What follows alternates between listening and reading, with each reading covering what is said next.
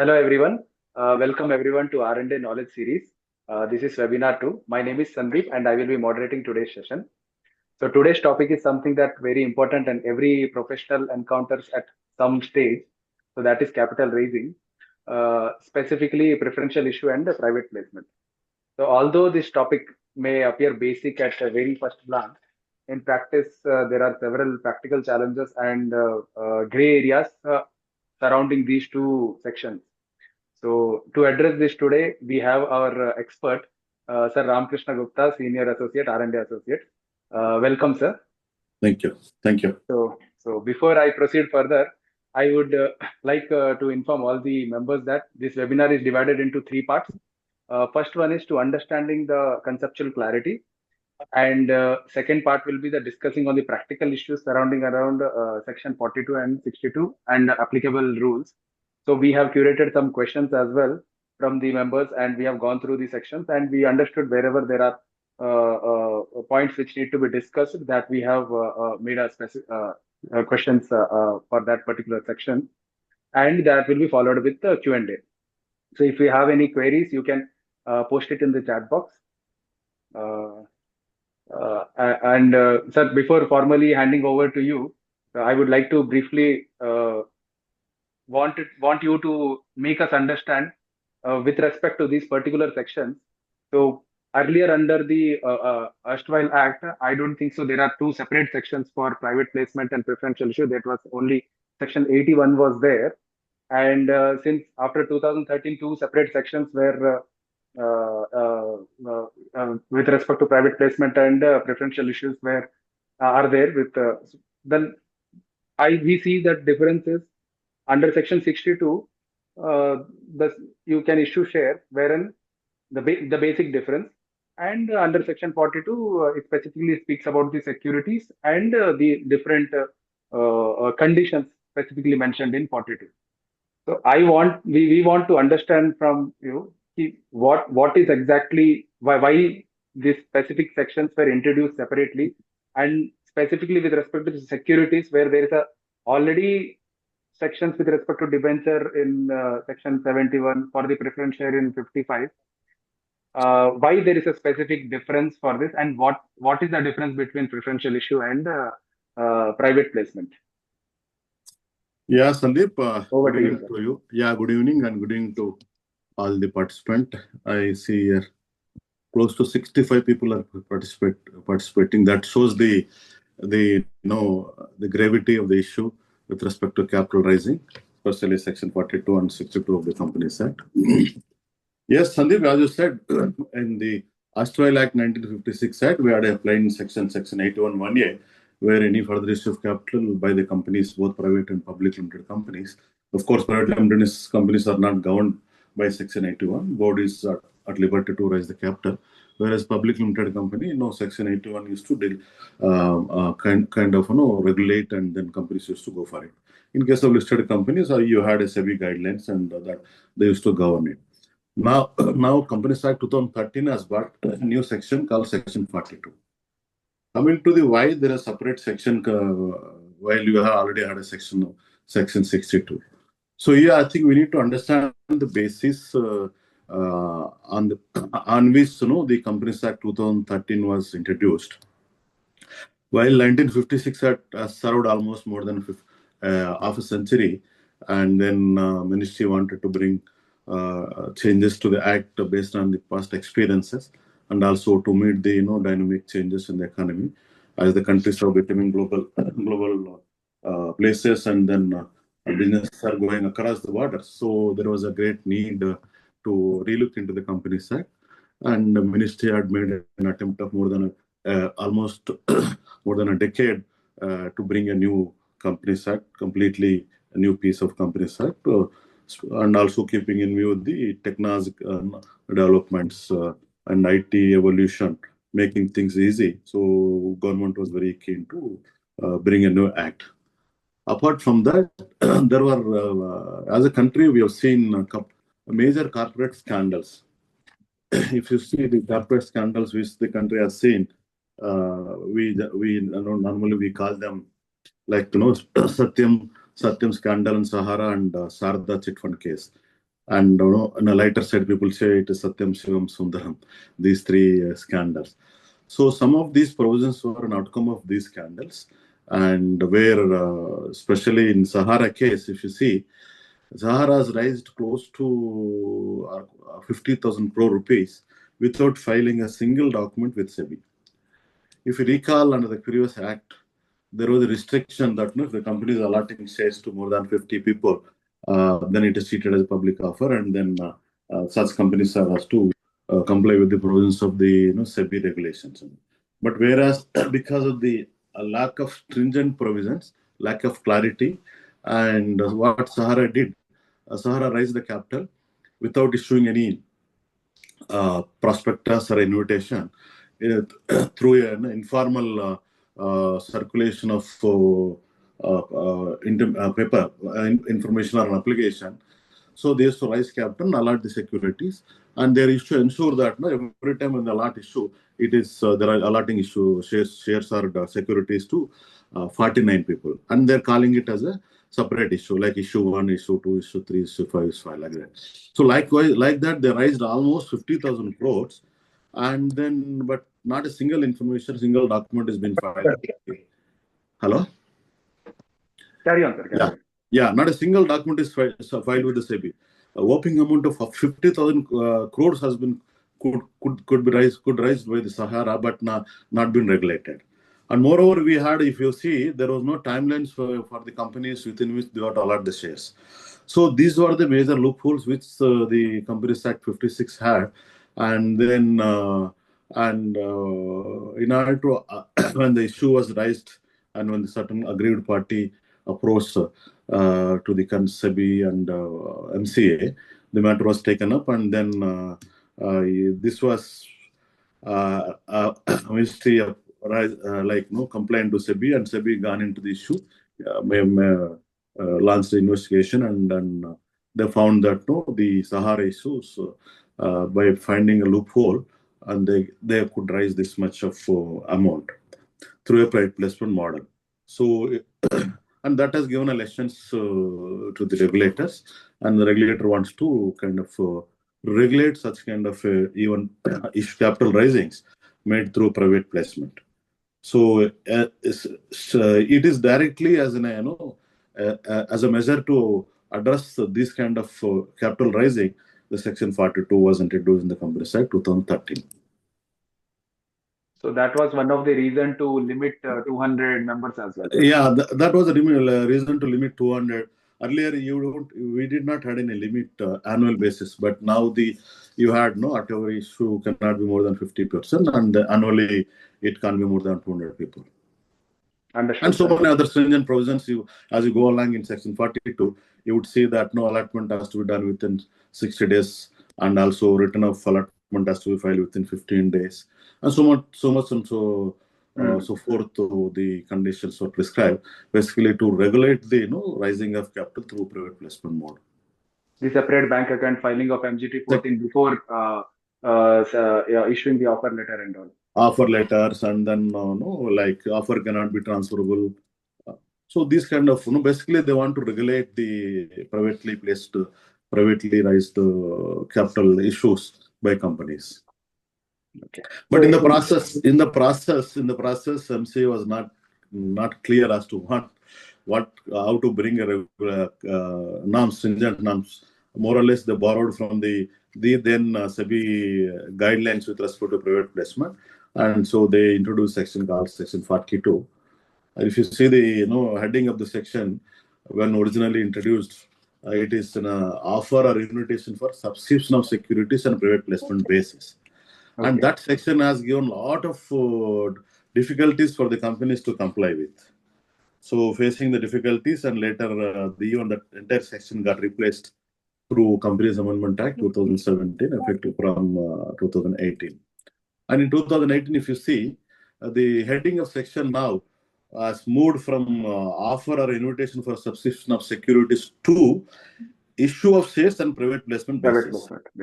If you see the Companies Act ebook, or maybe if you see the MCS website there in the Companies Act, still they carry the old heading.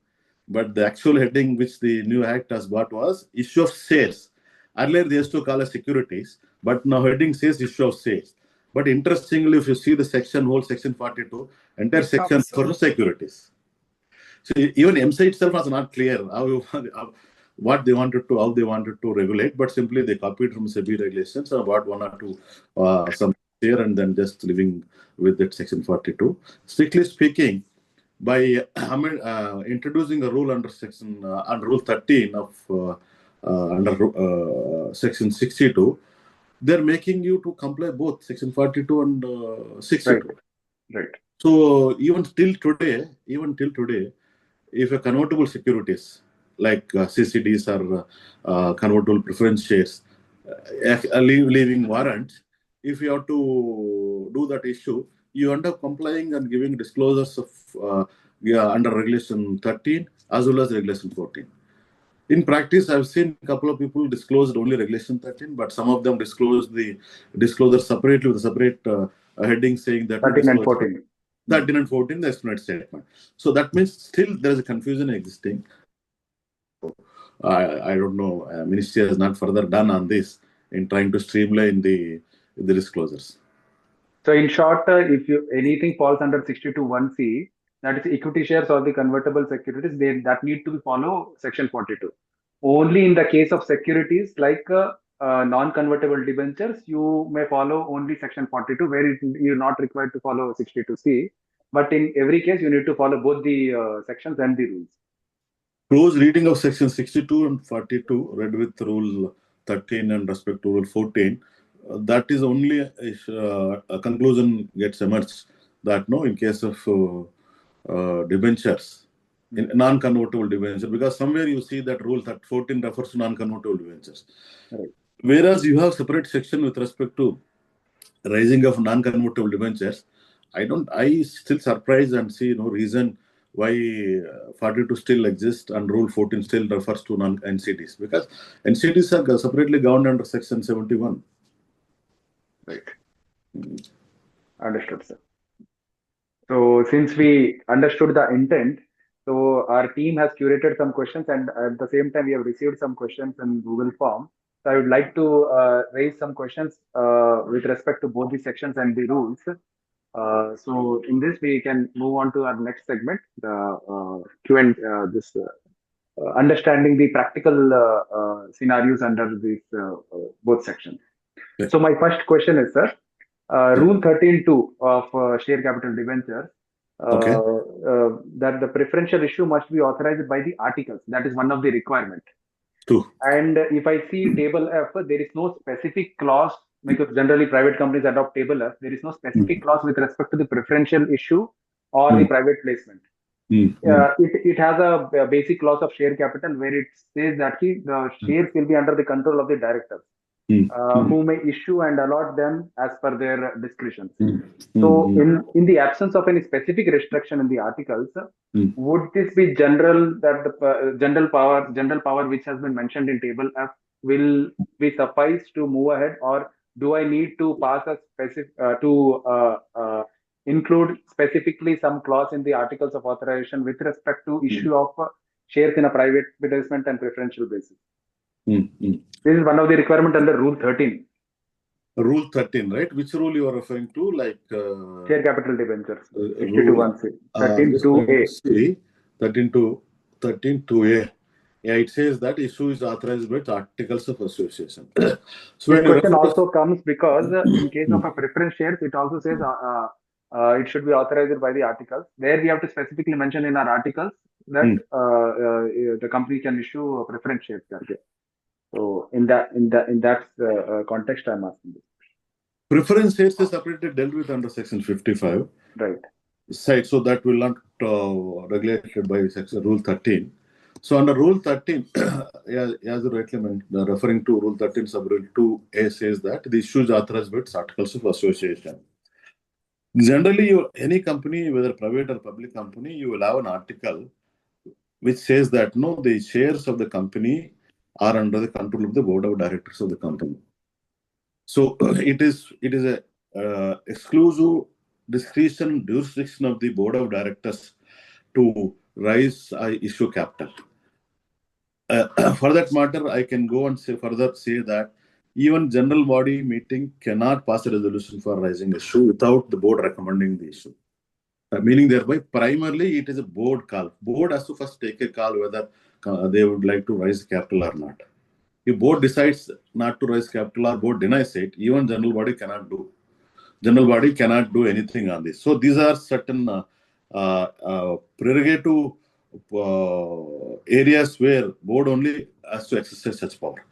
So, generally speaking, if the company's article has a provision with respect to capital of the company, and then capitalizing such capital is in the control of the board of directors of the company, and it also generally says that no, they can raise the capital as and when they want, and that generally serves the purpose. But since rule specifically requiring an article, and the rule is dealing with the issue of shares on preferential basis, as a good governance, and also to avoid future any regulator objecting that no, since when the rule is specifically asking the requirement of an article for preferential issue, I would suggest rather having an article in the Articles of Association of the company to enable the company to issue preferential offer. In case company do not have an explicit article for preferential issue, my suggestion could be first they should amend the article in the same general body meeting, and that resolution should proceed, followed by a resolution for issue of shares and preferential offer. Understood, sir. So it is recommended to. Yeah, it is recommended because rule is a nutshell to the Companies Act, and rule explicitly requiring an article. And the effective reading of the rule says that this rule is for issue basically to govern the issue of further issue of shares and preferential offer, and this article must refer to that issue. So, having expression that no companies are authorized to raise capital through private placement or preferential offer, blah blah blah, is an ideal scenario. Understood, sir. Sir, we'll move ahead to the next query. We have received one question from Ms. Pooja. So the question is, when we are issuing CCPS or CCDs, which are CCPS or CCDs, convertible. CCPS or CCDs, compulsory convertible debentures and compulsory convertible preference share, which are convertible into equity at a valuation to be determined at the time of conversion. True. Do we need to obtain valuation report at the time of issue of CCDs or CCPS? True. She also says startups usually make arrangement with investors that their CCPS or CCDs will be converted at discount to future fundraise valuation, but Companies Act states that the issue price should be based on the valuation report. How to ensure compliance in such case? Yeah. This question I think has two parts of it. One, whether whether do you need a valuation at the time of issue of this convertible securities, CCDs or CCPs? Second, in case of startup companies, because Government of India has come out with startups mission and trying to encourage startups, lot of startups today for especially in the innovation and creativity field, and encourage them. There are certain schemes and certain relaxation for startups companies. Obviously, that initiative has greatly benefited. Though it's not subject, but if somebody has seen the recent address by the Prime Minister 2 days back, today India is the third largest country with the highest number of startups.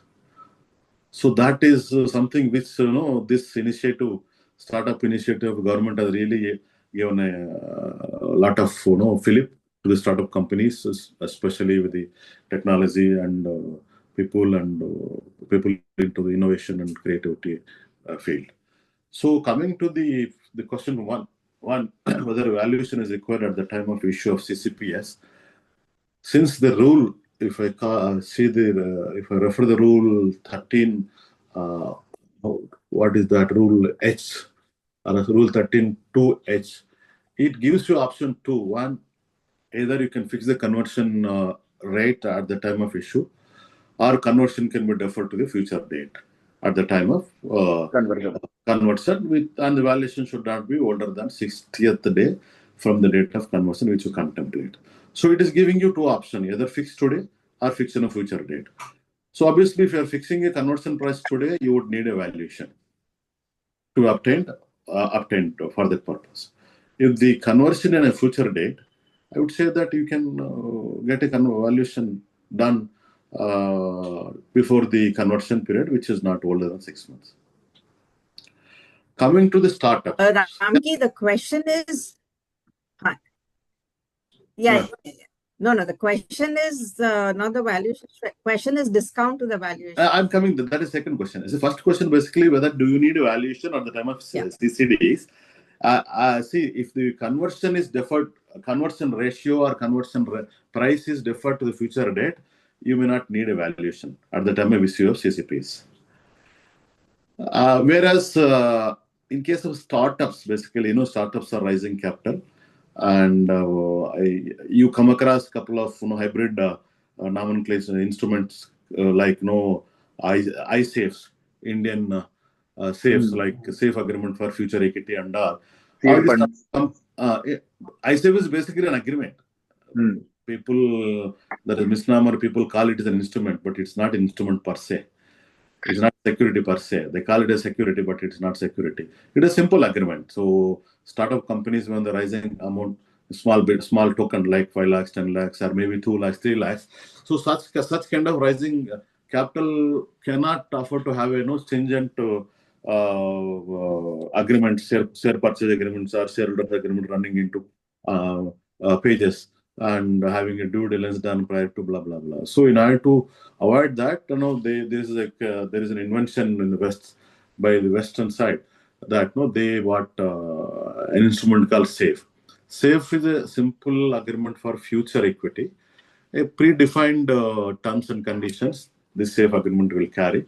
Only thing, the conversion price which you agree and agree with the each party. Generally, SAFE, the parties agree that the valuation basically today, if you value the startup value is almost negligible, but they are better on the project which they have on hand, or an idea or a patent which they would have they have developed, whatever it is. So on the strength of this idea or technology, they would like to raise a capital which they will use for the building this idea into a product or product basically. To encourage the people, they would like to fix a cap. There is a lower cap and upper cap. Irrespective of the enterprise value on a future date down the line, 2 year or 3 year, they would like to fix a cap so that the investor subscribing to SAFE vaguely he will have an idea as to know at what price the conversion is going to take place. I see there is no direct concept of giving discounts under the company side. See, company side says that no valuation should be at should not be less than the value derived by the registered value. And income tax also more or less give the same provision. Especially in case of ISAFs are subscribed by the NRIs and foreign citizens, and RBI from non-debt instrument regulation does not permit you give a discount. So my view on this is that the some engineering might have you have to do and ensure that you are falling within that cap, but otherwise permitting this giving discount at a conversion price at the time of exercise, I see is practically not possible.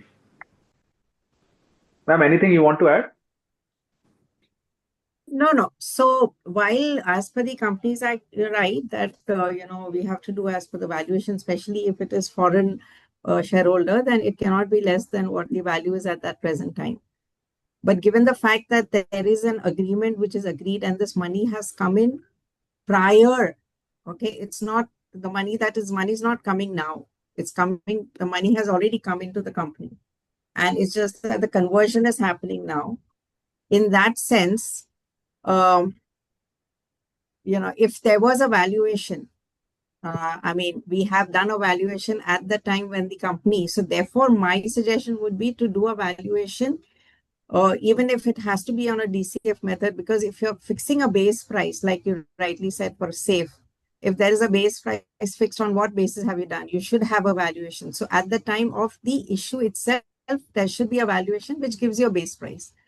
Thereafter, they're saying that if there is any issue that happens, or any other investor comes in at a higher price than the base price, then the value will be that price less 10% discount, but is definitely more than the base price value, which at the time when the money came in. So from that perspective, since there was a base price fixed, so at that time, because the money had already come in, so therefore we've already got the foreign exchange inside, even if we are talking about that, which has already been reported. It is only the number of shares that have been issued. So I don't see that an issue there. But yes, we need to have a valuation at the time when the issue of when the safe, or when the convertible was issued. We definitely need to have a valuation there. Yeah, I think, madam, adding to you, I think rightly you touched that point.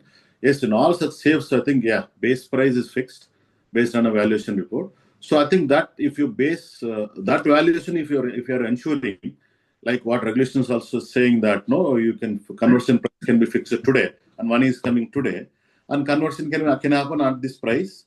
Anything over and above base price should be doable. So but if you don't have a valuation of the base price, then definitely you cannot convert it. Yes, so most important is to see that the valuation happens at the base price. I think discount here, I think they are referring to assume a scenario down the line 2 years if you do enterprise value, and based on the base price you are fixing a cap, and if that cap is at a discount to the actual valuation which you get in a future edit around the conversion price, that they're referring to base price discount, and that discount anyhow definitely higher than the base price. Yes. Generally, in most of the scenarios. So it will be higher than the base price. I think that's what I think people say discount, but otherwise, without fixing a base price and directly deferring to the conversion and future valuation, and that value giving a discount may not be permitted. Correct. So in short, can we say that you need to take the valuation report in both the even at the time of issue, at the time of conversion as well? Obviously. And even for the purpose of the disclosure also, there is under rule 13, I think we need to mention the price band. So maybe for that purpose also, we need to take a valuation at the time of yes, issue. absolutely. Yeah. So Sandeep. Yeah. Sandeep. Yes. Yes, I would like to add one point here. Satish, sir. Generally, generally the valuation at the time of issue of shares, in case of if it is a deferred conversion at a future date. So if in case of issue of shares to the foreign investors, the issue price will be determined in the first instance, and at the time of conversion, they'll ascertain the value at the time of the conversion date, and the conversion price should not be lesser than the price which has arrived at the issue date. Correct. That's true. Generally, generally what happens, this case comes into picture only in case of the foreign investors. In case of the Indian investors, those are residents, this will not be taken at the time of issue, in my view. No, even in the case of for an Indian shareholder also, irrespective whether it's a foreign or an Indian shareholder, see, if you have to do a conversion at a future date, right? And if there is no base price fixed, then what happens is that, okay, fine, you will say that at a future date, if somebody comes in at, say, 100 rupees as a value, I will give you at 80 rupees, okay, conversion. But what is your base? If nobody comes in, okay, if no future investor comes in, then what becomes your base price? Will it be 10 rupees? If there is no base price fixed, would you consider that as 10 rupees means you will be converting it at par? Then you should mention that in the document. You're right. That is even for an Indian investor. So when you say that you are giving him a discount, how that possible is basically when a conversion price is deferred to a future date. Today price you fix it, and you also generally in a safe agreements, what do you see? You also fix a cap there, and irrespective of the value and a future date, mostly they, of course, obviously they don't just blindly fix a cap and thinking that no, on future cash flows and all they fix. They let us say today enterprise value down the line based on DCF method 100 crores. They may fix a cap of 80 crores. But today value of the enterprise may not be 80 crores. That can be 30 crores or 40 crores. So 30 crores valuation you can issue. And future down the line option is convertible on future date. And future DCF valuation came at 100 crores. And you say that I'm giving you at 80 crores on conversion date. So discount of 20 crores. That's how you play with around, while ensuring the base price is intact. Mechanism. Yes, this can be done like that also. Yeah. Of course, this has to be captured. Of course, this has to be captured properly in the offer In letter. the safe agreement. Yes, Yeah, it has to be yeah. captured because if you have no valuation, it's fine. I mean, okay, but then what is it that if there is no fundraise happens, what will they get then? How Correct. low can they get, right? Will it be Yes, that yes. at 10 rupees at par? Because at that time, since the company was new, so will it be at 10 rupees? Then fine. But it has to be mentioned there. It has to be, the clarity has to be very clearly there. Yeah. One scenario would emerge. Assume that you fixed a base price, lower cap and upper cap. But various reasons, maybe COVID and other reasons, if the price of the enterprise falls below the base price, Then you have issued the base price. Can we issue shares at the base price down the line 2 years? No.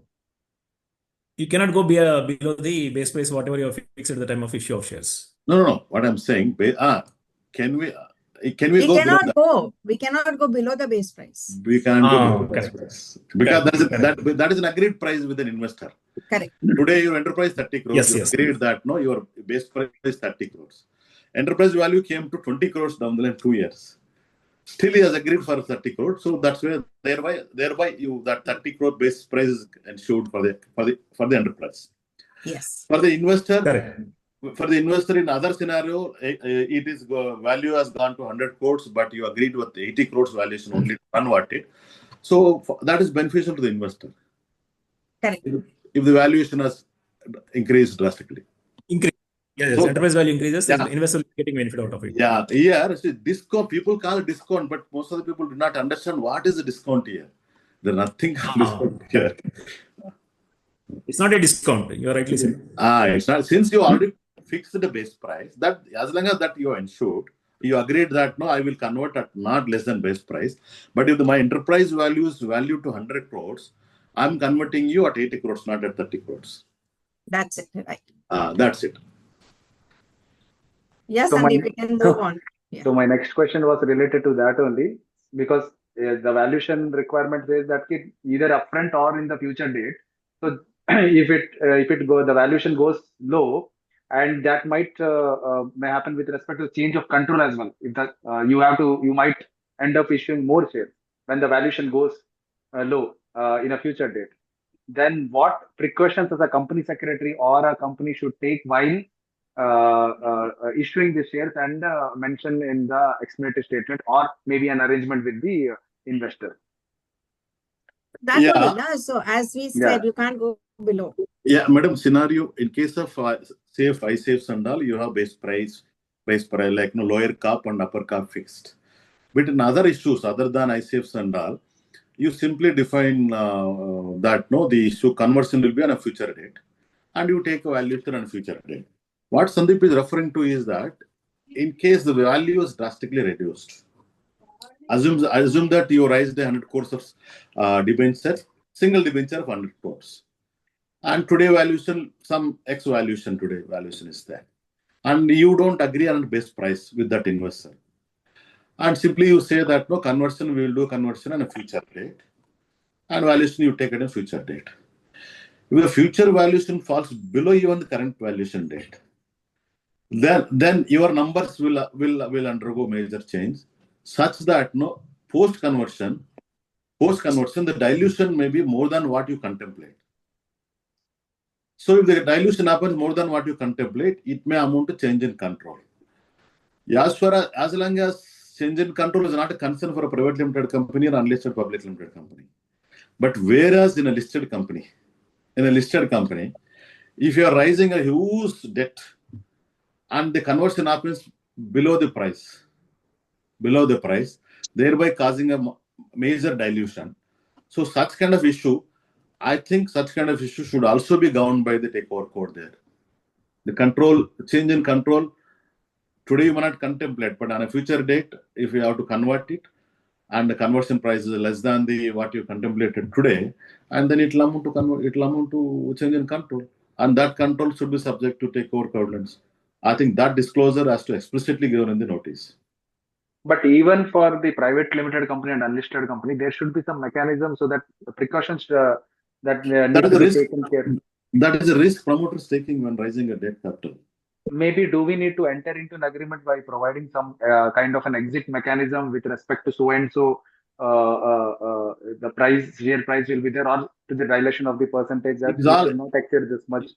It is all an agreement. It is all terms and conditions which you agree with an investor in a private limited company. Right? So, if you're simply agreeing for a future date valuation conversion, and if the issue is CCDs, that they have to compulsorily convert at a future valuation. You cannot withdraw the CCD. You have to compulsorily convert that. You have to compulsorily convert. But I cannot give my control. So there should be an internal agreement. No, you should be conscious. See, as a promoter, you must be conscious of the fact that if you don't perform, you have to lose the control. Today that is what if you're raising a capital from the banks, if you're not performing, not servicing the bank, what will happen? You have to issue shares to them. Of course, if the option is there to issue shares, fine. And what IBC is saying same that only. The control shift from the debtors to creditors, and they will decide the future of the corporate debtor. Yeah, so here it is very clear, Sandeep. There's no this thing that in case if there is no base price and then the conversion is at a future price, of course it will be at that price over there, whether it's higher or lower, whatever it is. I mean, whatever they may have assumed at that time, and then now it has reduced because the company is underperformed. Obviously, the person who has invested will have to take the control because the promoters have failed to perform, unless of course there is some, for reasons which are, beyond human this thing, just like if COVID or something of that. So then of course, obviously everybody will discuss, talk, and, there are always the clauses which says that at mutually agreed terms, whatever it is. But if the promoter has failed, performing for their own management failures or things like that, and then obviously the investor would want to take it over and do this. And this is what happened. In the live case is DQ Entertainment, right? DQ Entertainment, the bondholders took over the company. That's it. Simple. There's nothing that could be done. They had bonds. They took it over. Yeah. The safety precaution could be you're agreeing on a base price, which I don't know any investor will agree. I just have one point to add here, Ramakrishna. I think 92 participants. Great number. Yeah. Yeah, Bhavani, continue. Yeah. So one contest, what we are observing right now is that though we say base price has to be fixed on the date of issue of CCDs, but when we have investors usually or promoters, they don't agree to the base price. So what tendency I've seen is that they fix some price today and they connect the conversion ratio based on the turnover or milestones which would occur in next few months. Okay. This is how it is being monitored. Yeah, this is how the transactions are happening actually. So people are discussing whether you should take a valuation certificate at a base price on the date of issue of CCDs or at a higher price which will be adjusted in a futuristic point of view. This is what is happening. And a higher price means, Bhavani, how can you manage to get higher? So milestones they will give. If you reach 100 No. That's what the question here is, Bhavani. Okay, fine. But what if you don't reach those milestones? then that will be reversed. That's what I'm saying. You will have a different valuation on that day. This is happening across Correct. That's what we are talking about. So irrespective, whatever it is. It is so based people on are not agreeing for base price. They are taking for a maximum price today. And No. which is adjusted. That Second point also I want to tell you, madam, let me complete this particular point. While we are discussing on the premium, another interesting point is there, which I do not know whether everybody is aware of it or not. So today when you issue CCDs with base price premium, you account in our accounting entries share capital and premium. Two portions you will have. Okay. But tomorrow when you rework on the valuation, maybe more or less, if you are touching that premium for adjusting towards the paid up capital, this is an indirect reduction of capital. If you see the reduction of capital provisions, tell me, Ramakrishna. No, where is the question of today your accounting share premium, Bhavani? Because it is a convertible instrument, that to convert. And But when you No. fix the valuation, accounting entry will be face value and premium. No, Bhavani. we are not fixing the valuation now. Moreover, Bhavani, it is a convertible security. It is not shares per se. It's not shares per se. When it is a debenture at CCPS, at face value only. You are not issuing a debenture, let us say, on premium. Or you are not issuing a preferentials at premium today. So today in your books, premium account will not come. At the time of conversion only, either it's premium, a discount to the premium might come. So my point, what I'm saying today, you don't have premium today to book in your books. No, but once you have the valuation certificate has a validity which you have to apply to fix your premium and face value. If you have the base price today fixed through the valuation certificate, you cannot take this valuation certificate to convert at this base price in a future point in time. You should do it in 6 months' time or 1 year time, whatever timeline is provided for the valuation certificate validity. What you should provide? I'm not getting you. See, say for example, your value of one particular share today is, whose face value is 10 rupees and premium is 4,000. I'm talking from the perspective of per share value so that it will be clear. Okay. So today you're saying base price is fixed for CCD or CCPs. You would have taken supporting valuation certificate. Valuation report. Okay. Valuation report you must have taken, correct? So valuation report will have a validity. I do not remember, earlier it is 6 months, but generally across, either the validity will be for 6 months or 1 year, not beyond that. Okay. Our valuation certificate is valid for 6 months or 1 year, whereas our CCD term is for 10 years. I think the provision says maximum 10 years. Okay. So after 2 years, if you want to convert at base price, the valuation certificate does not have validity. So you should have shares fixed when the valuation certificate is valid. No. I think you understood otherwise. What we are saying here, down the line 2 years, you do the valuation. All right. At the time of conversion. If the value comes below the today's value, the value comes below the today's value, and if you agreed today's value is a base value, in case of C, I'm talking about only in safes. In safes, generally you agree lower cap and upper cap. That is fixed, irrespective of the value. In a future date, with values comes below the lower cap, still you are agreeing that you want to share, you want to take the shares at a base price. I don't think, Ramakrishna, because on that day there is no valuation certificate. Validity of the valuation report. I'm not saying. Wait. I'm not saying that today's value you take it as a reference in a future date. Down the line 2 years, you take a future date value. You will take a valuation report. Okay. That valuation comes to, let's say, 2,000 rupees. Today's value is 4,000. Down the line 2 years, you get a valuation of 2,000 rupees. If you have agreed base price as 4,000, you will end up into loss because you already agreed to convert at base price, irrespective of the price which you have down the line 2 years. Okay. Right. So here valuation period, valuation of 6 months validity only for the income tax purpose. But otherwise, for the Companies Act, you must take a valuation which shall not be older than 60 days. That's true. Today, you will take a valuation. When we will take a valuation today? When you want to agree a lower cap for conversion. If there is no lower cap for conversion, you don't need a valuation today. You simply show convertible securities as the CCDs like CPA, convertible preference shares. Take a valuation at the time of conversion only. But what value you will take on that day? On which day? 4,000 you are saying today the base price. Tomorrow market it is 2,000. No. So what is the valuation certificate? Valuation I take, no, at the time of conversion, I will take a valuation, no. See, Of Bhavani, if 4,000 rupees Yeah, or 2,000 rupees? no. 2,000 I will take. Today I have not taken a valuation. Though if I take a valuation, there is no agreement. There is no agreement to convert at a best price with an investor. Because So- the sub-rule specifically says that either you take it upfront or at the time of the conversion. If you are not taking at the time of upfront, and you mentioned that at the time of conversion, then you take the base to take the valuation at the time of conversion only. In case of uniquely, to only in ISAFs only it happens where you agree for a base price and also upper cap. But So Bhavani, just to explain your doubt, what you're saying, okay.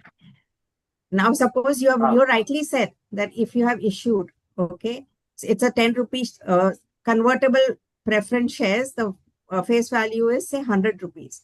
And you issued at the base price, whatever you have come at that point of time, at 1,000 rupees. So 900 is the premium, 100 rupees there. Agreed? So you have put that 900 into premium, 100 rupees as convertible preference shares. Fine, fair enough. Now, this is what is agreed is this is your base price. Okay. You have put it in the agreement that in future, after 2 years, if the company, okay, raises any further funds, okay, at a value, right, at a value higher than the, price. Base So price. what will happen? Higher than the base price, correct? So then what will happen? Conversion will happen at the higher price. Okay. So what you're trying to say here is that if the conversion happens at the higher price, you will say that the premium premium will increase. Correct. The premium value will increase. Okay. But what have we done? We are not issued equity shares. What we have done, we have issued preference shares. That preference shares get converted into equity shares. Okay. So where's the question of reduction of capital? There's no reduction of capital there. It is just getting converted into equity, which is at a different value. Your equity, this thing, and your premium will increase, but the number of equity shares issued will be to that extent at that point of time, for which you will issue. We will go for a fresh, proper, you will have, at the time of conversion, again, you will go for the approval and you will file the necessary forms. As far as preference shares is concerned, only that much will get cancelled. I mean, it will not be there in the cap table. It will be converted into equity. That's how the accounting does. So total value of your net worth will not change. No. Increase is fine, but if you take a reverse situation, reduction of premium. Situation, you can't do it only because the base price is fixed. You cannot issue at a lower than the base price. No. That's what I'm trying to say. Base price you are fixing, but today you have to use it allotting the securities where conversion formula is fixed. So my conversion will happen at the base price. So where's the reduction of premium or reduction of capital? I'm converting at the base price only. The premium will remain the same. The equity will remain the same. Third scenario, madam, what Bhavani is referring to, let me address that. Bhavani, in a scenario where you agree with the investor two things. One, conversion will not happen less than today's best price. That is, let us say 100 plus.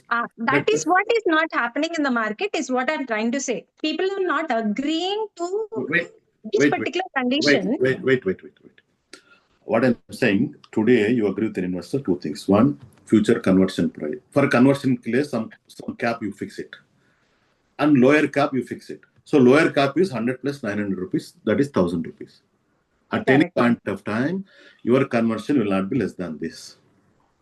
But company will not agree to convert at 100 plus 900. Company will say after 2 years, you will be converted at a discount to the valuation after 2 years if it is more than today's 1,000 rupees.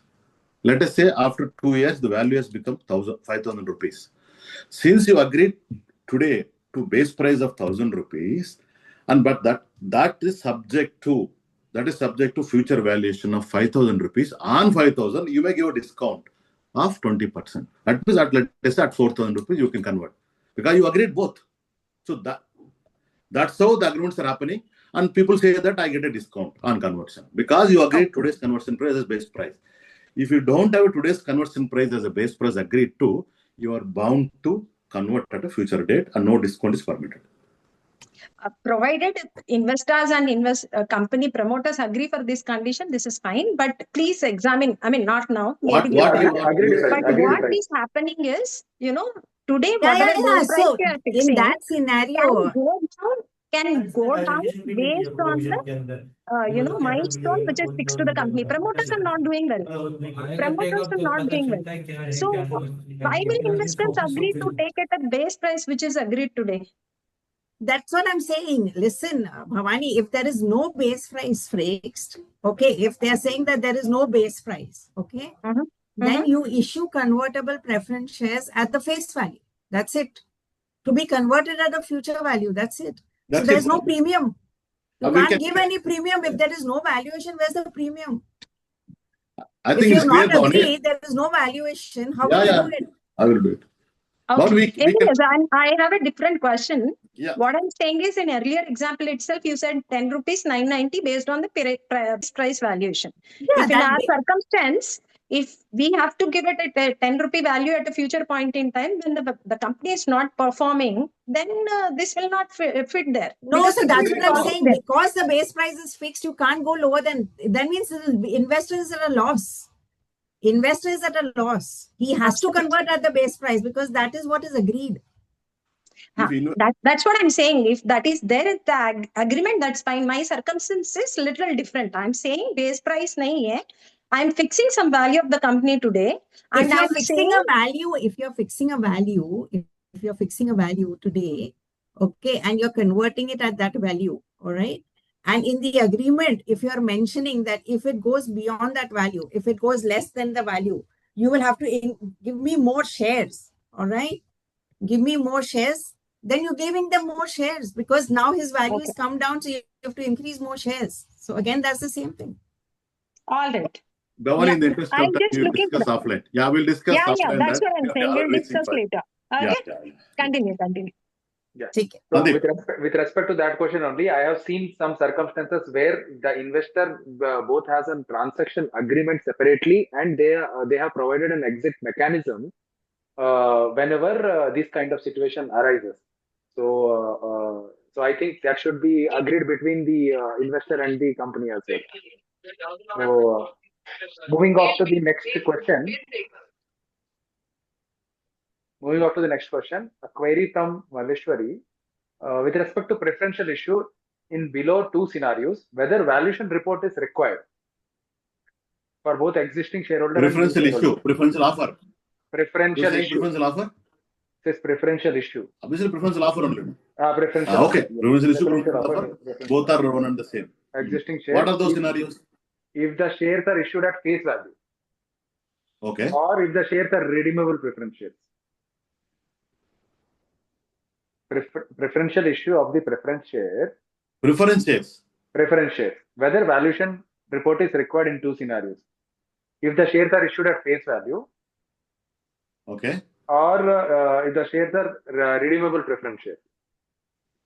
Obviously, shares must be redeemable only. Preference shares should be necessarily redeemable.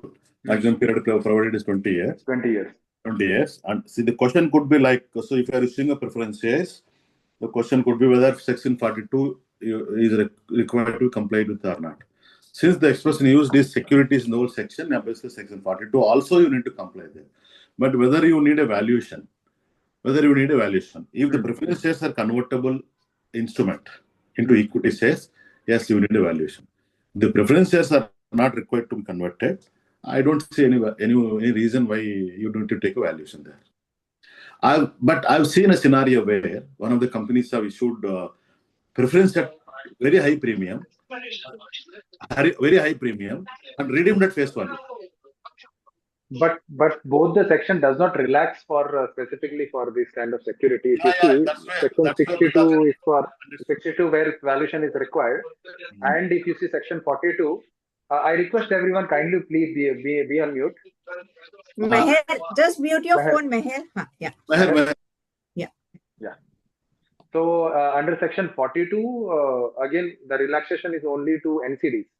The sub-rule 1 of 14. So in this scenario, when I think relaxation provided? yeah. relaxation is given to I understand non-convertible your point debentures. that since it's not converting in the future date, then there is no reason for maybe valuation. Wow. But What I'm but saying, by doing valuation, what is that? What is that you're trying to control and regulate here? When preference shares are not converted into equity, might as well. I think they would have given extended this relaxation even to the non-convertible debentures as well as preference shares. I think the rule there. But what is that you're going to achieve? What valuation you are doing there? You are doing preferential value. If the company do not have a preference shares and issuing for the first time preference shares, in both scenarios, and of course you do the valuation of equity shares only. But by doing valuation of equity shares, and if the new issue is not resulting into any fresh issue of equity shares, it's not achieving any purpose. So I would say that no, you can straight away, though regulation is silent on that, you can straight away take advantage of. But 42 and 62 are stringent sections, sir. I think we should be very careful. I know section 10, section 8, 10 and 11 has a very stringent penal provision. Subsection 8 and 9, yeah. Surprisingly, I see non-compliance. See, if the issue is done with, in what it says, if you see that section. Contravention to the section 42. Contravention to the provisions of section 42, subsection 11. It says, notwithstanding anything contained in subsection 9 and subsection 10, any private placement issue not made in compliance with the provisions of subsection 2. Subsection 2 shall be deemed to public offer, and all the provisions of this Act and the Securities Contract Regulation Act and Securities and Exchange Board of India Act shall be applicable. Right. I see, that's what I'm seeing. You see, sometimes this happens. I have in the New Companies Act, I see there are a lot of couple of and contravention to the provisions are minimum 2 crore or to the issue of the issue price.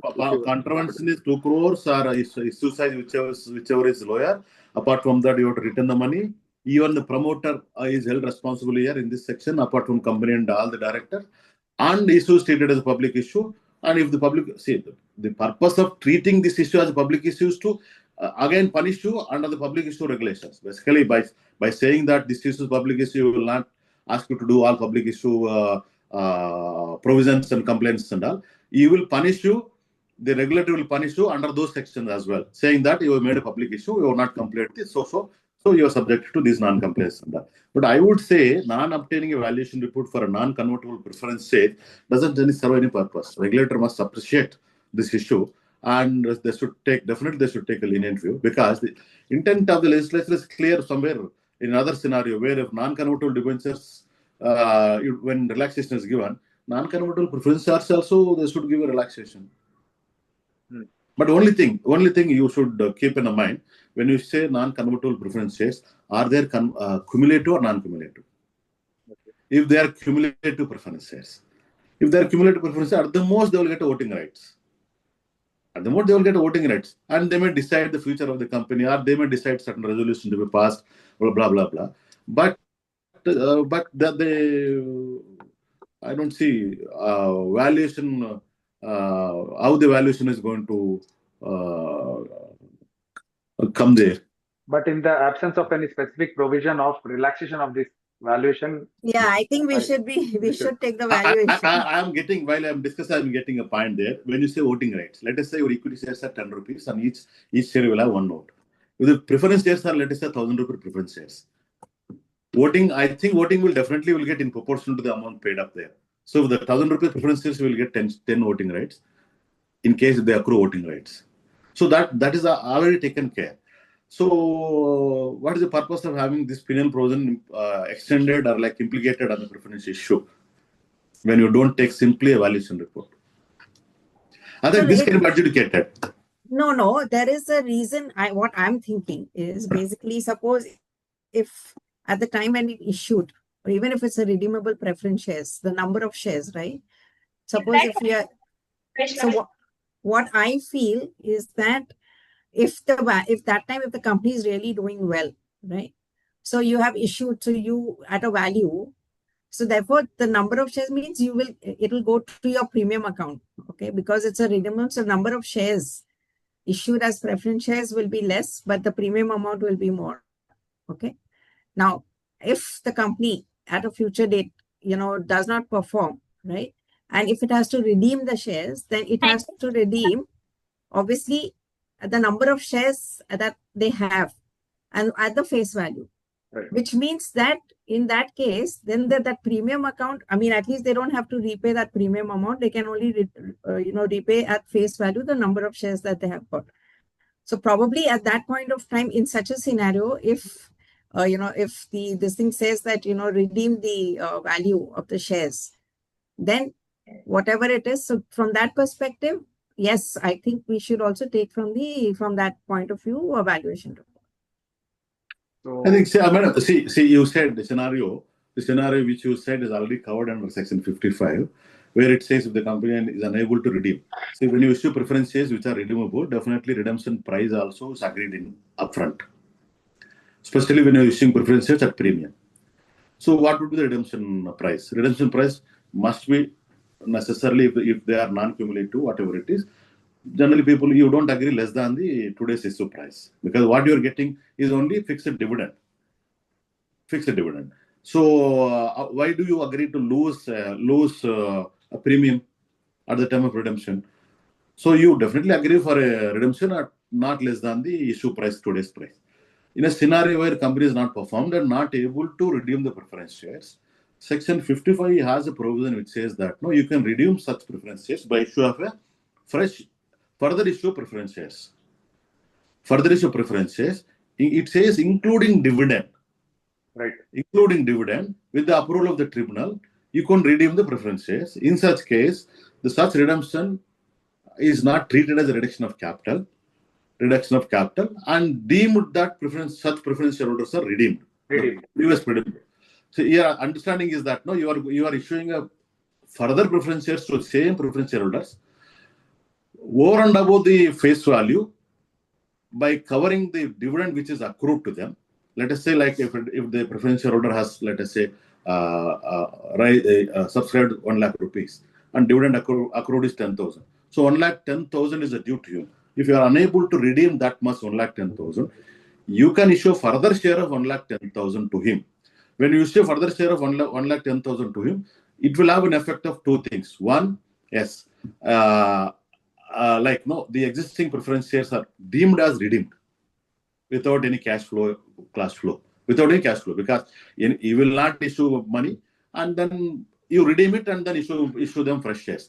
But while issuing a fresh shares, you are issuing 10,000 worth more, Right. And which 10,000 which he has earned in the form of dividend. That means you paid a dividend to him. So, but that is in the case of when you are unable to pay, you are in loss. Unable to pay scenario only. But ultimately, coming to the question, whether valuation report is required or not for CCPS. What I'm saying. So the answer is nowhere valuation is taken. Valuation is referred to in the whole issue. And there is no exemption as well. But there's no exemption also. Exemption as well. But so the suggestion is, see, for the check, like tick box compliances, if you have to take, you take it. But otherwise, aggressive interpretation of the provision, I would say that scenario same as CCDs only, like non-convertible debentures only. Right. So you can take advantage of that. Because Companies Act still certain provisions requires you to do interpretation according to complaint. I see some of the expression which I think in a recent Allotment also we were discussing. The Companies Act uses the word chairman of the company. Chairman of the company concept is not there. They are using because people are using, and that was brought in the statute book. They are also using the word annual report. I already referred to the session. There is nothing called annual report defined by the Companies Act. But whereas companies are adapting to issue annual reports, and loosely they are using expression annual report. None of the expression. It is very allowed. Say some of the provisions are borrowed from SEBI, straight away incorporated in Companies Act without trying to understand the implication of that expression. When you say annual report, if you don't define what is annual report, what goes in the annual report, then it is a lacuna in the Act. Right. Likewise, still this Companies Act carries certain lacunas. I think that when you adjudicate before the court of law, the court will make such observations, and then regulators will take it up to correct them. So considering the stringent provisions of both the sections, it is suggestible to go when there is no If you are an Yes. aggressive, even though there is no essence behind that, yeah, it is suggestible to go. yeah, I'll move forward. There are couple of two questions more. After that, we can go for Q&A. This is under section 42. Section 42(5) states that no fresh offer or invitation under this section Yeah. shall be made unless the allotment with respect to any offer or invitation made earlier have been completed. So the question here is, how should the word any offer or invitation be interpreted? Do Yeah. they restrict only to the private placement, or do we see that the any offer with respect to means under the entire act? So Yeah. means if you issue a private placement, obviously you cannot make another private placement. But if you have a right issue open, so can you open a private placement? Yeah. To answer this question, you have to carefully look at the two expressions used in this subsection 5. The one is that no fresh offer or invitation under this section. Offer or invitation under this section means private placement. Second, no fresh such offer or invitation under this section shall be made unless the allotment with respect to second expression with respect to allotment with respect to any offer or invitation. When you say any offer or invitation, within which private placement is included, rights issue is included, bonus issue is included, and whatnot. Any other issue, maybe some people saying that certificate, ESOPs, blah, blah, blah, blah. Going with the simple plain reading of the section, it bars no fresh offer or invitation under this section. That means no fresh private placement can be, or it says no, under section shall be made. No private placement shall be made when there is already any other issue, means when there is already a rights issue, or even a preferential private placement, or a bonus issue, or any other issue is pending, and to complete that issue, you can't go for private placement. Very simple. It's very, very simple. Any offer means any offer under the act. Yes. But at Vice the same versa. time, but at the same time, vice versa is different because if you manifestation. I'll put up the question, sir. In case if your right issues are if private placement is open. Radhika, Please, Radhika, mute it. somebody, can you mute? I think this one. I think. Yeah. So in case private placement is open, so private placement can be open for 12 months, right? That validity is for 12 months. During that period, you can issue right shares. Yeah. Interestingly, that's what I'm saying. There is a bar for private placement. There is a bar for fresh issue of private placement when other issues are there. Right. But when you have only private placements, it's going on. Since going on, you can go for a bonus issue. You can go for a rights issue, because bonus issue section, rights issue section does not bar you issue of such issues when there is a private placement in force. Okay. So you should not issue at the time of when right issues are open, but vice versa can be done. There is only bar for private placement. Okay. Various reason why the bar only for placement, blah blah blah. I think maybe we can elaborate that in the next session. Okay. We'll move on, sir. Last question. This is under Rule 14 of the private placement. Okay. Rule 14 does not apply to the company issuing NCDs, provided the borrowing limits remain within the limit under Section 181C. Interesting. In case of a private limited company, Section 180 is exempted. True. Therefore, practically a board resolution under Section 179 should suffice. Yes. At the same time, Rule 14 sub-rule 8 mandates that the board resolution or a special resolution approving the private placement be filed with ROC. Yeah. So if the private company pass a resolution under 179 and it's exempted to file MGT 14, because Section 1, whatever your resolution pass under 179, that is exempted as per June 2015 schedule. But the rule mandates that you need to file MGT 14 with the registrar, any board resolution or a special resolution. In this scenario, specifically, it is very crucial. The question is crucial because it also mandates, Rule 8 also mandates that you need to file MGT 14 before even filing the Form PS 4, that is Four. application come, offer letter come application. So Yeah. in this scenario, what do you say? Whether the rule supersedes the act which is specifically gives an exemption to file MGT 14? So whether it is a contradiction between section and act, how do you look at this contradiction? Whether rule supersedes act or act supersedes rule? See, act, there was a clear exemption given to private limited companies by way of an exemption notification.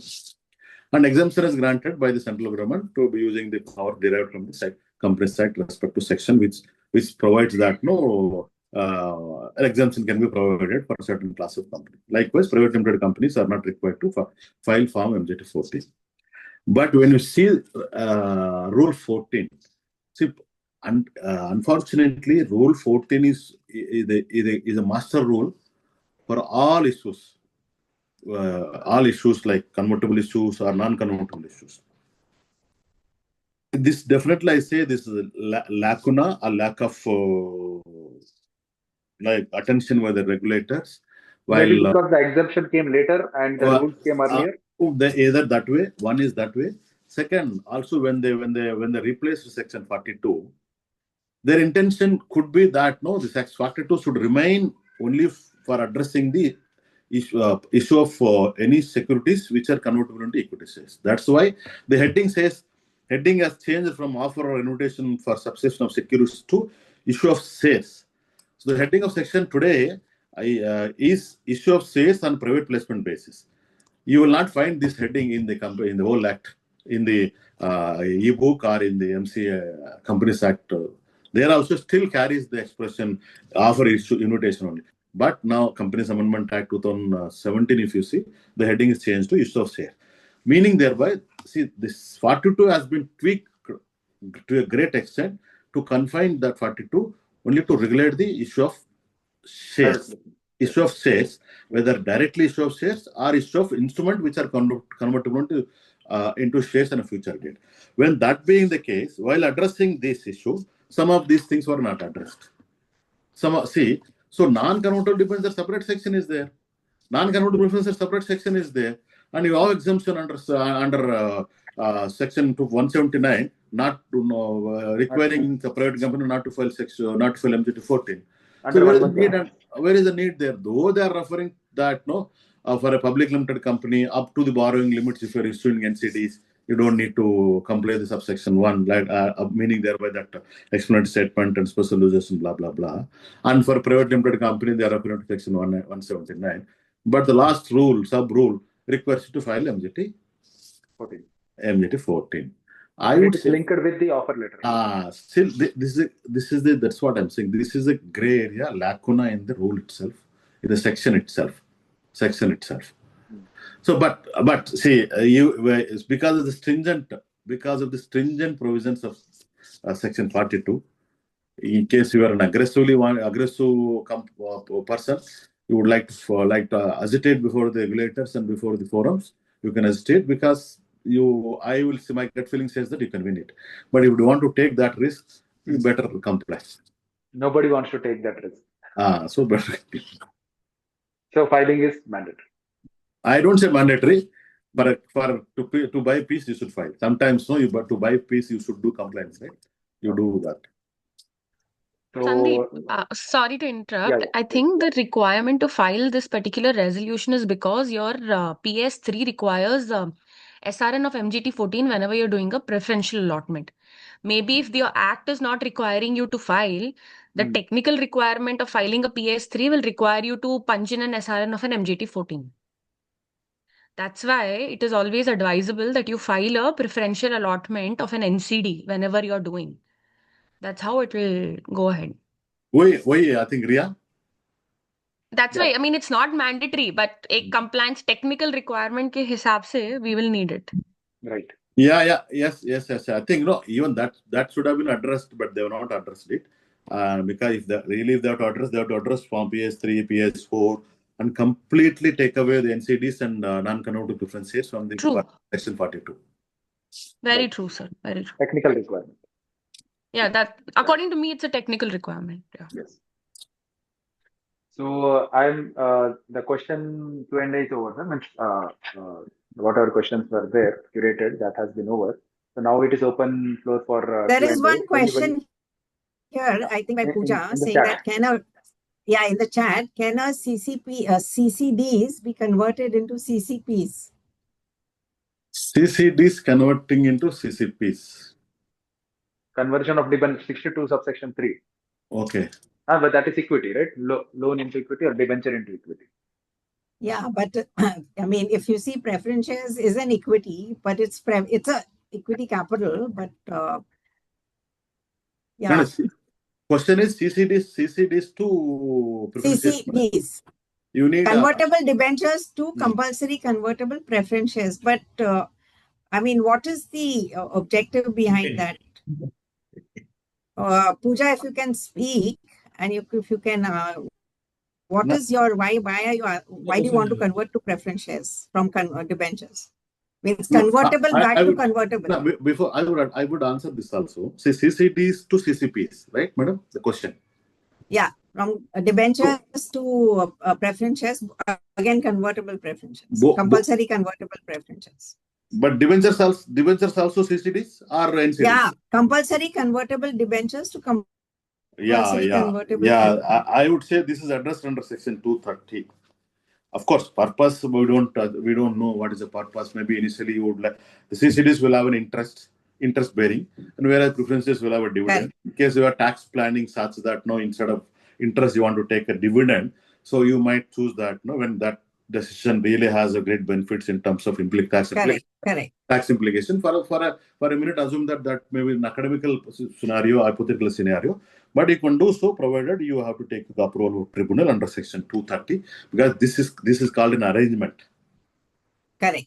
This is called an arrangement.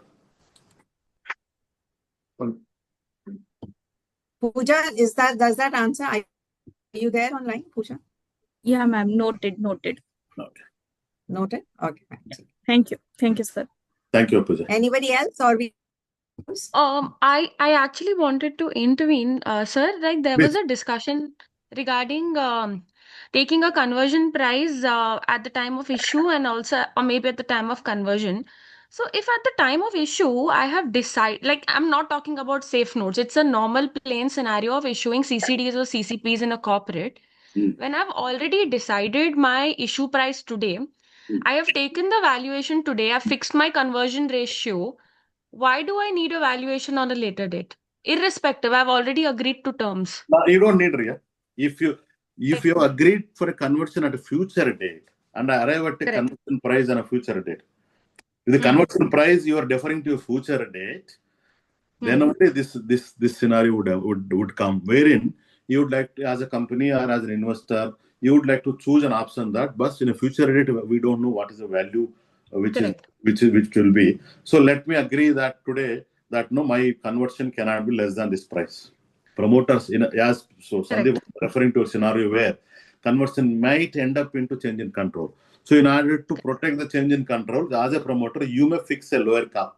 So irrespective of the price, whether it's going up or below this today's price, future conversion cannot happen less than today's price. So thereby you know the numbers clear, you know how much dilution is going to happen.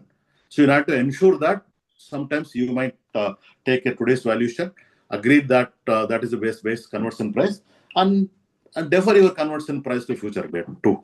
But sir, how is it even beneficial to take an advantage of a rule where it says that conversion price, either you decide today or on a later date? Today we are in a dilemma that we are not able to fix the price, but we want to fix our price on a later date.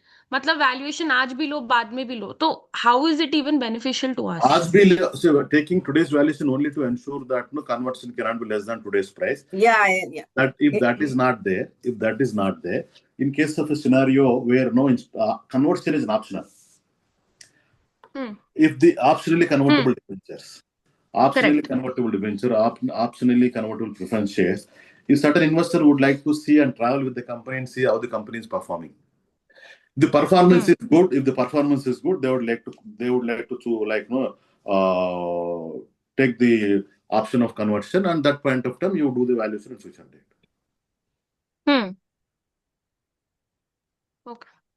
Okay, there is one question from Satyanarayana. for unlisted private limited company planning to issue equity shares or convertible securities to select group, what is the best option to choose? Preferential allotment under section 62(1)(c) or private placement under section 42? I think both. You end up complying with both. Both. Both. I've seen interestingly some of the people writing in their explanatory statement, Hmm. issue of preference shares by way of private placement. Like issue of preferential issue of equity shares by way of private placement. So what does that suggest? That means your preferential offer should also comply with section 42 and rule 13 compliances. So even if you decide to say that I will only pass section 62(1)(c) and then as and when I would like to allot it, you by virtue of sub rule 2 of rule 13, if I'm right, you end up complying with the rule 13 requirements. True, sir. Anybody else have any questions? No, I just wanted to answer to Ria's thing that, whether the valuation will be required if the valuation is already fixed in the future and you're going to convert it only now. I agree with Ramakrishna that we don't require valuation, but practically what happens is that if it is a foreign shareholder, then these people, when you're going for filing FCGPR for equity, they are not. Obviously we are going to now go equity share, so we have to redo that, and we have to tell them they are not willing that it accepting the earlier date valuation for some reason. So Ma'am, this is a adding to what you're saying, whenever we are issuing CCDs or CCPs to a foreign investor, I feel there is no point of having a concept of a future valuation because your FCGPR asks for a valuation report today. They also ask you to fix a conversion ratio today. And FCGPR is filed only once. We will not have to file it at the time of conversion because you just have to write a letter to them to update your entity master. So FCGPR is filed only once. So though you agree to valuation at future date? No, not future date. So, ma'am, basically, how does it happen is because in FEMA, they are very clear that you need to fix your conversion price cannot be less than your issue price. To decide your issue price. No, that's the reason why we are giving that volume and saying that it is at the base price. Ma'am, I'm sorry. Bhavani, can you mute? I'll mute her. I'll mute her. Okay. No, what I'm saying, Ria, that there are many shareholders even who are NRIs and all who invest. Correct, ma'am. Correct. At a future conversion. Okay. Yes, so that's why we take a valuation now, and when the money comes in, we have to file FCGPR, I agree. And we are telling them that there is no conversion here, there's no conversion rate. This is the agreement. It is very clear mentioned in the agreement. A clarification letter is given. And then at the future, when we go, we have to again go for a fresh, have to again give a letter saying that this has been now converted. This is the thing. And so many equity has been allotted. And we have to go with the board resolution saying this is the allotment of that has to be done. And this is how, and the earlier this thing is cancelled, and this is now the equity shares that have been issued. Ma'am, I certainly think this is not the way it's working now.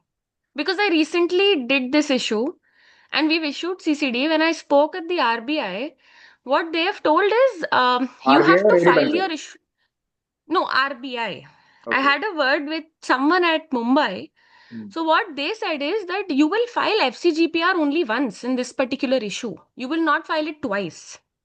FCGPR is signifying that you have an FDI investment already and the investment is which is getting compulsorily converted into an equity. So the minute we show that we are filing CCD, it will automatically pop for conversion ratio. You have to enter the conversion ratio and it automatically calculates your equity component. And accordingly, your post-issue share capital gets updated. On a later date, when the actual conversion happens, you have to send across a letter to them to update your entity master. This is what I have But come then across. when you are updating it, if it is converted at a higher price, then obviously the number of equity shares changes, right? That's where, ma'am, they're saying that you will require a letter to update it. They have not asked me that you'll have to file a FCGPR.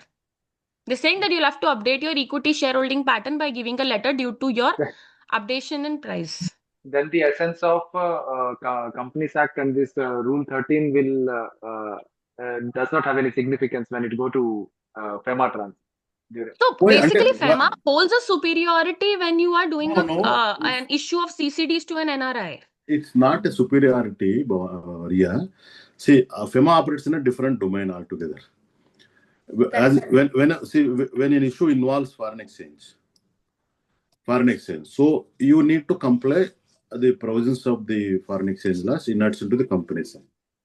So I can say this way: while you have an option of taking valuation as current date and future date, by virtue of your issue being foreign investment, you are restricted.